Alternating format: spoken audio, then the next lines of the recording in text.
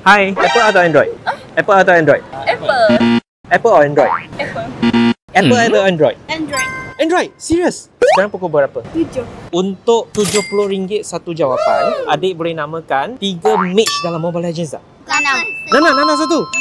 Okey, satu lagi. Oh, jadi Tiga jawapan betul, adik. Sebelum saya bagi ganjaran kan, saya nak bagi good news. Sekarang ni Huawei dah keluarkan Huawei Watch Fit 4 ini. Smartwatch ini lebih nipis daripada brand sebelah. Cuma 9.5mm dan hanya 27 gram. Banyak ringan. Dan bateri pun padu, boleh tahan sampai 10 hari tanpa charge. Ada juga pemantauan kesihatan seperti pemantauan tidur, degup jantung, stres, blood oxygen dan banyak lagi. Kalau adik suka jogging, adik suka jogging tak?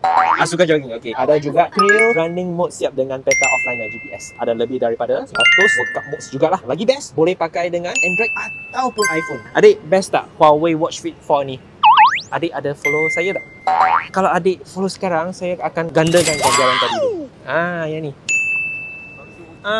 Okey, baik. So, sebab adik boleh jawab soalan saya dan ada follow saya akan bagi 420 bagi adik, okey? Adik akan ambil ini untuk buat apa? saya akan ingat awak selamanya. Sebab awak